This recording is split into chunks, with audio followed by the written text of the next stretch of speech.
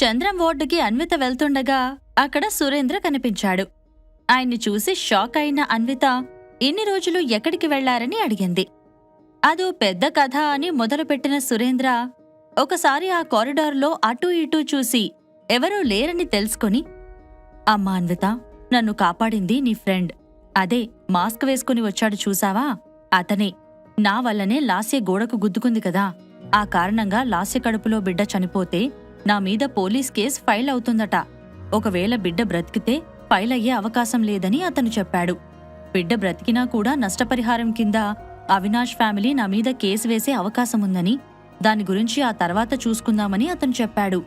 ఏదైనా అవసరముంటే తాను చూసుకుంటానని, ముందుగా నన్నక్కడి నుండి వెళ్ళిపోమ్మని, కొన్ని రోజులపాటు మొబైల్ని ఆఫ్ చేసుకోమని అతను చెప్పాడు అని పూసగుచ్చినట్టుగా అన్వితతో పంచుకున్నాడు సురేంద్ర.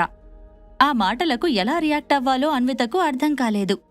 తనను తన ఫ్యామిలీని అంత కేరింగ్గా చూసుకుంటున్న షాడోని ఎలా పొగడాలో ఆమెకు తెలియలేదు.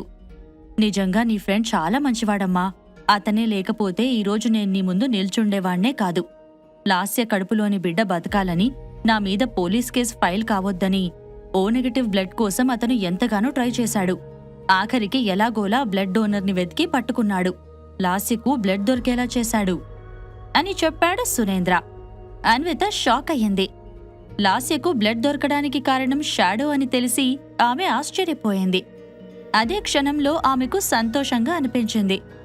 ఎలాగైతేనేం తన చెల్లి, ఆమె కడుపులోని బిడ్డ సేఫ్గా ఉన్నారని హ్యాపీగా ఫీల్ అయ్యింది. లాస్య మీద తనకు ఎంత కోపమున్నా కూడా ఆమెకు హాని జరగాలని అన్విత ఎప్పుడూ అనుకోలేదు. అసలు అలాంటి ఆలోచన కూడా ఆమెకు రాలేదు. అన్విత, లాస్య ఎందుకలా మారిపోయింది? ఆ రోజు నేను తనని మన ఇంటికి వెళ్ళిపోదాం రమ్మన్నాను. తాను రానని ఫోర్స్ చేసింది. నా చేతిలో నుంచి జారిపోయి గోడకు గుద్దుకుంది. ఆ తర్వాత కూడా 2 సార్లు కావాలని గోడకు గుద్దుకుంది. అవినాష్తో ఉండాలని తాను అంతలా ఎందుకు కోరుకుంటుంది అని అడిగాడు సురేంద్ర. ఈసారి అన్వితకు దిమ్మ తిరిగిపోయింది. సురేంద్ర నోటి నుండి వస్తున్న మాటలు ఒక్కోటి ఆమెకు షాకింగ్ న్యూస్లా తగులుతున్నాయి. లాస్య కావాలని 2 సార్లు గుద్దుకుందని తెలియగానే ఆమె బిత్తరపోయింది. కాని అది క్షణంసేపు మాత్రమే. లాస్య చేసిన చాలా చెడ్డ పనుల్లో ఇది చిన్న నీటి చుక్కలాంటిది అని తనకు తెలుసు. అన్విత ఏమీ మాట్లాడకపోవడంతో, అయినా తప్పు మనదే. చదువుకోడానికి లాస్యను అబ్రాడ్ పంపించాల్సింది కాదు. అక్కడ బాగా డబ్బున్న వాళ్లతో ఫ్రెండ్షిప్ చేయడంతో ఇక్కడ కూడా డబ్బున్న వాళ్లతోనే స్నేహం చెయ్యాలనుకుంటోంది. అందుకే ఇంతలా మారిపోయింది అని అన్నాడు సురేంద్ర. అలా అయితే జయశ్రీ పిన్ని బిహేవియర్ గురించి మీరేం చెప్తారు బాబాయ్?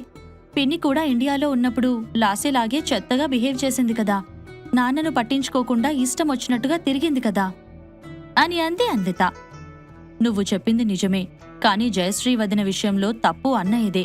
డబ్బున్న వాళ్లను, డబ్బు మీద ఆశ ఎక్కువగా ఉన్న వాళ్లను పెళ్లి చేసుకోకూడదని నేనన్నయ్యకు చెప్పాను.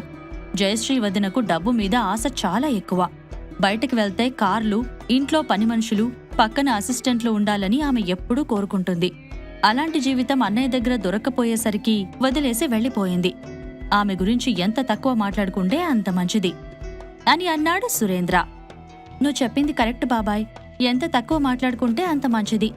కానీ మరికొద్ది రోజుల్లో మనం ఆమె గురించి చాలా ఎక్కువగా మాట్లాడుకోవాల్సొస్తుంది. జయశ్రీ పిన్ని ఎవరినో రిచ్ పర్సన్ని 2వ పెళ్లి చేసుకుందని టాక్. తొందరలో ఇండియాకు వస్తుందని తెలిసింది అని చెప్పింది అన్విత. సురేంద్ర ఆశ్చర్యపోలేదు. జయశ్రీ గురించి పూర్తిగా తెలిసినవాడు కావడంతో, పెళ్లి చేసుకుని అక్కడే ఉండకుండా మళ్ళీ ఇండియాకు వచ్చి అందరిలో పరువు తీసుకోవడం ఎందుకు అని అడిగాడు. అది కాదు బాబాయ్, అవినాష్తో లాస్య పెళ్లి చేయడానికి ఆమె ఇండియా వస్తోంది అని క్లియర్గా చెప్పింది అన్విత. ఆ మాటలు వినగానే సురేంద్ర కొన్ని సెకండ్లు ఆలోచించాడు. ఇప్పుడు నాకు పూర్తిగా అర్థమయ్యిందమ్మా. ఆ రోజు నేను లాస్యను ఇంటికి రమ్మని ఫోర్స్ చేసినప్పుడు తను రానని చెప్పింది. వస్తే మళ్లీ వెళ్లే అవకాశం లేదు కాబట్టి రానంది. కాని అవినాష్ మాత్రం తనను తీసుకుపొమ్మని నన్ను బలవంతం చేశాడు. నువ్వు తన దగ్గర ఉన్నప్పుడు లాస్య అతనికి నచ్చింది. ఇప్పుడు మాత్రం ఆమె నచ్చడం లేదు. ఆ విషయాలన్నీ తెలిసే వాళ్ళ మమ్మీని లాస్య రమ్మని ఉంటుంది. తొందరగా పెళ్లి జరిగితే పర్మనెంట్గా అవినాష్ ఫ్యామిలీతో సెట్ కావచ్చని ప్లాన్, అంతేనా అని అన్విత వైపు చూస్తూ అన్నాడు సురేంద్ర. అవునన్నట్టుగా అన్విత తల ఊపింది. అయినా లాస్య అంత పిచ్చిదేంటమ్మా? అవినాష్ గాడికి కొంచెం కూడా రెస్పాన్సిబిలిటీ లేదు. వాడొక చెత్త వెధవ.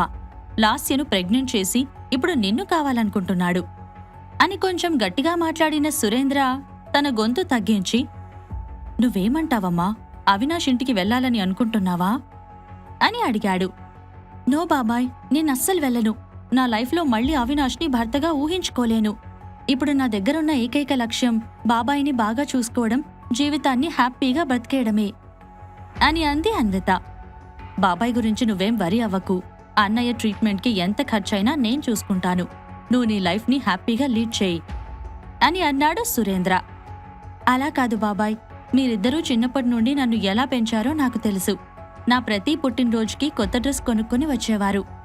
చంద్రం బాబాయ్ ఇప్పటికీ పుట్టినరోజు నాడు కొత్త డ్రెస్ కొనుక్కొస్తారు.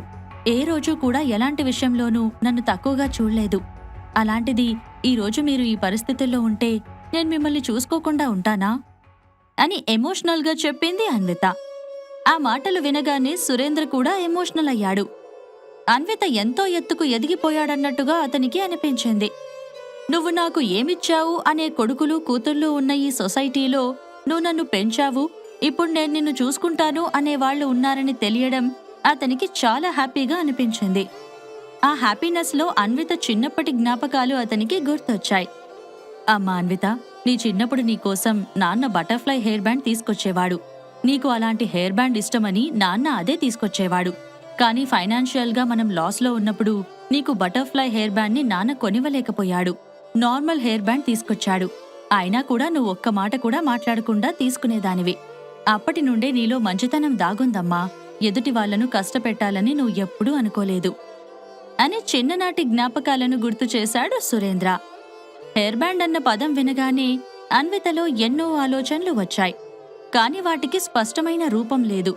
ఆమె అలా ఆలోచిస్తున్న సమయంలో, అన్విత, నువ్వు నీ యూనివర్సిటీ చదువును సగంలోనే ఆపేశావు. లాస్య కోసం త్యాగం చేశావు. కావాలంటే ఇప్పుడు నువ్వు ఎంట్రన్స్ ఎగ్జామ్ రాయ్. నేను నీకు సపోర్ట్గా ఉంటాను, సరేనా అన్నాడు సురేంద్ర. సరే అన్నట్టు ఆమె తల ఊపడంతో ఇద్దరూ కలిసి చంద్రంని చూడ్డానికి వార్డులోకి వచ్చారు. చంద్రం ఇప్పుడిప్పుడే కొద్దిగా ఆహారాన్ని తినగలుగుతున్నాడు. కాని మాట్లాడలేకపోతున్నాడు. బీపీ ఎక్కువైనప్పటి నుండి తిరిగి సాధారణ స్థితికి చేరుకోవడానికి సమయం ఎక్కువగా పడుతుంది.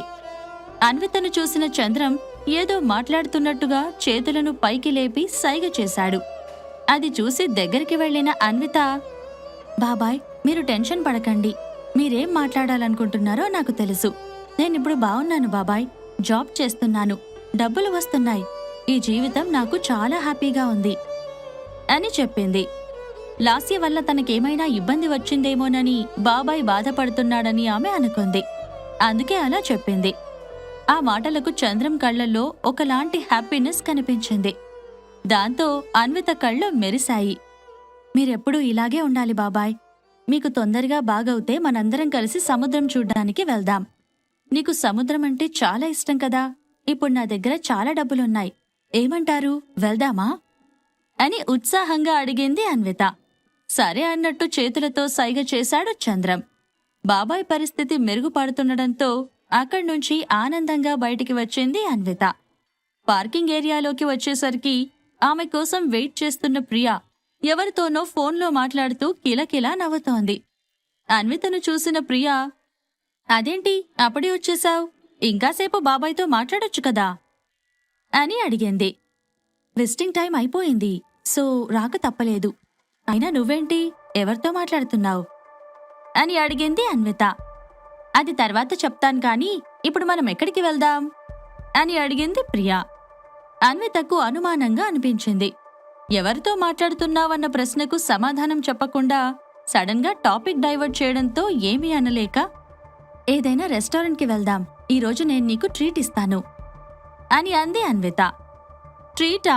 ఇందాకే మీ బాస్ రాఘవ్ నన్ను కలిశాడు. నిన్ను మా నాన్న రికమెండ్ చేశాడు కదా. నువ్వు వర్క్ చాలా బాగా చేస్తున్నావంట. ట్రీట్ ఇస్తానని డిన్నర్కు పిలిచాడు. నిన్ను కూడా రమ్మన్నాడు అని చెప్పింది ప్రియా. నువ్వెళ్ళు, నేను రాను. ఆయన నన్ను పిలిస్తే నాకు ఫోన్ చేసి చెప్పేవాడు కదా, సో మీరే వెళ్ళండి అని అంది అన్విత. వస్తే నీకే లాభం అన్విత. ఎంతైనా అతను ప్రవీణ్ జయరాం తమ్ముడు కాబట్టి అతన్ని మాటల్లో పెట్టి ప్రవీణ్ జయరాం ఫస్ట్ లవ్ గురించి తెలుసుకునే అవకాశముంది. ఏమంటావ్ అని అంది ప్రియా. ఆ మాటలకు ఆలోచనల్లో పడిపోయింది అన్విత. ఇదేదో బావుంది అనుకుని సరే అని ఒప్పుకుంది. సాయంత్రం అయ్యాక ప్రియా, అన్విత కలిసి సిటీ అవుట్స్కర్ట్స్ లోని ఫేమస్ రెస్టారెంట్కి వెళ్లారు. రెస్టారెంట్ బయట అన్విత దిగగానే పార్కింగ్ ఏరియాలోకి కారుని తీసుకుని వెళ్ళింది ప్రియా. ఆ సమయంలో, నీతో మీటింగ్ ఏర్పాటు చేయడం కన్నా స్వర్గానికి వెళ్లాలని ప్రయత్నించడం చాలా ఈజీ తెలుసా అని అన్వితకు ఒక గొంతు వినిపించింది. వెనక్కి తిరిగి చూసేసరికి అక్కడ రాఘవ్ కనిపించాడు. ఆమెకి 4 అడుగుల దూరంలో 2 చేతులను జోబులో పెట్టుకుని నిల్చుని ఉన్నాడు రాఘవ్. అతన్ని చూడగానే ఏం మాట్లాడాలో అర్థం కాక అన్విత సైలెంట్గా ఉండిపోయింది. దాన్ని మరోలా అర్థం చేసుకున్న రాఘవ్, నేనేదో అంటురోగంతో బాధపడుతున్నట్లు అసహ్యంగా చూస్తున్నావేంటి అని అడిగాడు. అది కాదు సార్ అని అన్విత ఏదో చెప్పబోయింది. కాని ఆమెను అడ్డుకున్న రాఘవ్ కొద్దిగా ముందుకు వచ్చి ఆమె కళ్లల్లోకి పరీక్షగా చూసి, నువ్వు ఏడ్చావా అని అడిగాడు. లేదు సార్, అదేం లేదు అని అన్విత చెప్పబోతుండగా, నిజం చెప్పన్విత, నీ కళ్ళు ఎర్రగా కనిపిస్తున్నాయి. ఎందుకేడ్చావు? ఏదైనా ప్రాబ్లమా అని అతడు అడిగాడు. ప్రాబ్లమేం లేదు. మేబీ కార్లో వచ్చాం కదా, ఆ అద్దాలు తెరిచి ఉంటాను. గాలి వల్ల రెడ్గా అయ్యుంటాయి అని అన్విత చెప్పింది. ఎందుకు అబద్ధం చెప్తున్నావు? నిజం చెప్పు. మీ బాబాయ్ మెడిసిన్ ఖర్చులకి డబ్బులు సరిపోవట్లేదా? ఇబ్బందిగా ఉందా? అలాంటి ప్రాబ్లం అయితే నాకు చెప్పు, డబ్బు నేనిస్తాను అని అన్నాడు రాఘవ్. వద్దు సార్, నా దగ్గర డబ్బు ఉంది అని స్ట్రెయిట్గా చెప్పేసింది అన్విత. ఆ మాటలకు చిన్నగా నవ్విన రాఘవ్, డబ్బులు అవసరమా అని నేను ఎన్నిసార్లు అడిగినా నువ్వు వద్దంటూనే ఉన్నావు. నేను నీకు ఎలా సాయం చేయాలనుకున్నా కూడా నువ్వు రిజెక్ట్ చేస్తూనే ఉన్నావు. నీకోసం నన్ను హెల్ప్ చేయనియవా అని అన్నాడు. సార్, మీరు నాకు బాస్. మీ కింద పనిచేయడం నా అదృష్టం. అంతకన్నా ఎక్కువ అదృష్టాన్ని నేను కోరుకోలేను సార్ అని చెప్పింది అన్విత. నన్ను మళ్లీ రిజెక్ట్ చేస్తున్నావన్విత. నీకు నాకు మధ్య బాస్ ఎంప్లాయ్ రిలేషన్ తప్ప ఇంకోటి లేదని నాకు గుర్తు చేస్తున్నావా? నువ్వు నన్ను ఎంత రిజెక్ట్ చేసినా నేను మాత్రం నీ వెంట పడుతూనే ఉంటాను. అర్థమైందా అని రాఘవ్ చెబుతుండగా అప్పటికే అక్కడికి వచ్చిన ప్రియా చిన్నగా దగ్గింది.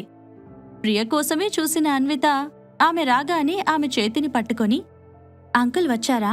తొందరగా మనం లోపలికి వెళ్దాం అని అంది. ఆల్రెడీ అంకుల్ లోపల ఉండి ఉంటారు, వెళ్దాం పదా అని రాఘవ్ని చూస్తూ అన్వితతో అంది ప్రియా. ఇద్దరూ కలిసి అతన్ని దాటి నడుచుకుంటూ వెళ్ళిపోయారు. వారి వెనకాలే నెమ్మదిగా నడుస్తూ వెళ్తున్నాడు రాఘవ్. కొంత దూరం వెళ్లిన తర్వాత, అన్విత, అసలేం జరుగుతోంది? రాఘవేంటి అలా మాట్లాడుతున్నాడు? చూస్తుంటే అతను నిన్ను లవ్ చేస్తున్నట్లనిపిస్తోంది. అటువైపేమో నువ్వు వాళ్ళ అన్నయ్యని ప్రేమిస్తున్నావు, ఇటువైపేమో వీడు నీ వెంట పడుతున్నాడు. అన్నదమ్ముల మధ్య చిచ్చు పెట్టావు కదే, నీ కథ కొరియన్ డ్రామాలా ఉంది అని నవ్వుతూ అంది ప్రియా. ఏం డ్రామాలో ఏంటో నాకు అస్సలు అర్థం కావట్లేదు అని అంది అన్విత. ఇంతకీ రాఘవ్ నీ వెనకాల పడుతున్నట్లు షాడోకి తెలుసా? అదే ప్రవీణ్ జయరాంకి తెలుసా అని అడిగింది ప్రియా. చిన్నగా నవ్విన అన్విత, నీకు చెప్పడం మర్చిపోయాను. షాడో ఇప్పటి వరకు తానే ప్రవీణ్ జయరాం అని ఒప్పుకోలేదు. షాడో, రాఘవ్ ఇద్దరు బ్రదర్సా కాదా అనేది కూడా నాకు తెలియదు అని అంది. అంటే నీ చుట్టూ అన్ని ప్రశ్నలే ఉన్నాయన్నమాట.